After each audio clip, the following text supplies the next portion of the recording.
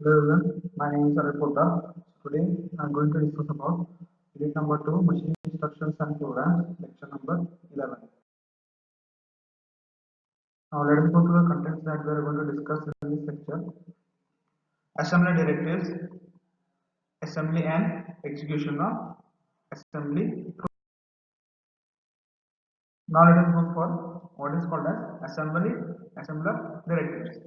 Now, as you know, assembly language provides a mechanism for representing instructions in a program and allows the programmer to specify other information to translate the source program into object program. So, as we discussed in the last lecture, assembly language is a language used to translate the return source program by the user into object program. So that job is done by the assembler. So assembler will convert the assembly language, that is the source program, into the object program. Suppose that the name sum is used to represent the value 200. Okay, so we have a variable or location sum that represents a value 200. So this can be written as sum eq 200. So what does this mean here is, so this instruction informs the assembler that name sum should be replaced by the value 200.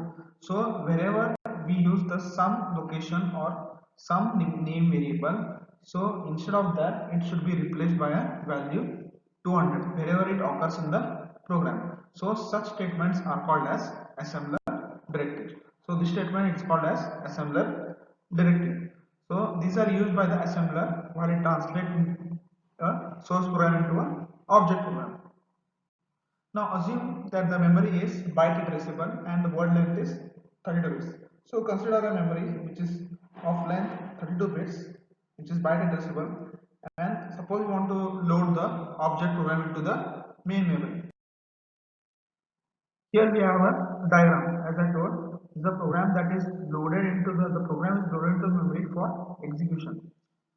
So as the figure shows, the memory address is where machine instructions and the required data items have to be found after the program is loaded for execution. So this program is ready for execution. As you can see here, the instructions are stored 4 bytes long because it is a 32 bits, means it requires 4 bytes.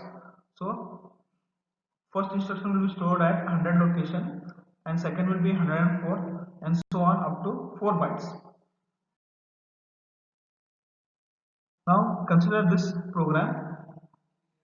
Now the program written below the figure, so it shows the information. The program begins with assembler directives. So you can see here it is the assembler directives. Sum EQU means it is an assembler directive. So the equate directive is called as equate directive. It informs the assembler about the value of sum. Means it tells that the value, when you say EQ sum EQ 200, this equate directive tells that the sum value should be 200. That is, wherever the sum or memory address appears in the program, that sum memory address should be replaced by value 200. Now the second assembler directive is called as origin. So what it tells the program is, tells the assembler program is where the data block to be placed in the memory.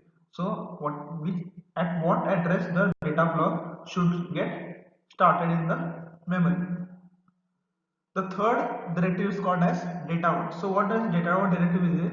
It is used to inform the assembler that data value 100 is to be placed in the memory word at address 204. So as I said, the data block or program loading starts at address 204, and after that what it says, data word directive informs the assembler that the value 100, that is the data value 100, is to be placed in the memory word at address that is starting at 204. So this is the data word directive. Now any statement that results in instruction or data being placed in the memory location is giving a memory address label. So whatever the instruction being placed on a memory location, so each of the results of statement is given a memory address label. So each of this label is assigned a value equal to address of that location. So as you can see here, this is the memory address labels. Now, one of the directive is reserved directive. So the reserved directive that declares that a memory block of 400 bytes is to be reserved for data and num is to be associated with address 208. So what does this mean is the reserved directory tells the assembler that 400 bytes of memory block is to be given to memory address, that is num1, which is stored at address 208. Now the second origin directive, as you can see here, so as I said, origin directive tells where the data block should be placed in the memory, that is where the program should be placed in the memory. Now the second origin block specifies that the instruction of the object program are to be loaded in the memory starting at address 104. So this second, or you can see here, the second origin statement, so it tells that where the instructions of object program is to be loaded. So whatever the programs we write, that is the object programs, where the address of the program should start. So it tells origin 100 means the object program must be loaded into memory starting at 100. So from here the program gets started, that is from start instruction. So from this the program will be loaded from memory address 100. Now the last statement in the source program is the one of the assembly directive is end directive. So it tells the assembler that this is the end of the program. So once it gets to know through this directive, it will come to know whether the program has ended or not. The end directive also includes the label start, which is the address of the location at which execution of program is to be begin. So what it does is, end start means it ends the program which is starting at the address location whose name is start, that is memory address label is start. So this program will get ended. Another assembler directive you can see here is return. So return is an assembler directive that identifies at the point at which the execution of the program should be terminated. So return will tell at what point the execution of program should be terminated. Now we'll go for assembly and execution of programs. So whatever source program written by the user in an assembly language, it must be assembled into a machine language, because computer understands only machine language. So the assembler will convert the source program into, that is the object program, whatever it is written will be converted into a machine language before it can be executed. So this is done by the assembler program. So what does assembler program does is, so whatever source program which is written in assembly language, it will replace all symbols denoting operations and addressing modes with binary codes. So as the last time as I told, each of the mnemonic, that is move instruction, will be replaced by an operational code, that is some binary code, and replaces all names and labels with their actual values. So all the names, labels and variables are replaced by their binary code.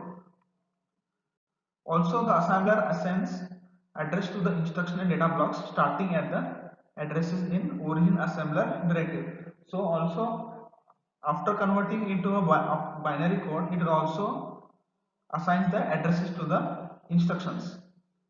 Now the constants which are inserted, that is using data word commands and reserve memory space by reserve commands. So constants such as data word commands and reserve memory, it reserves the memory space by using the reserve command.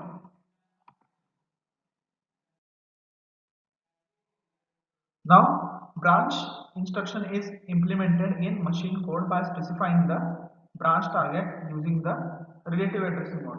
So as I said, the branch instruction is always used in the machine code by using branch target, as we have seen in the what is branching. So it will be executed using a relative addressing mode, as we have discussed in the last lecture.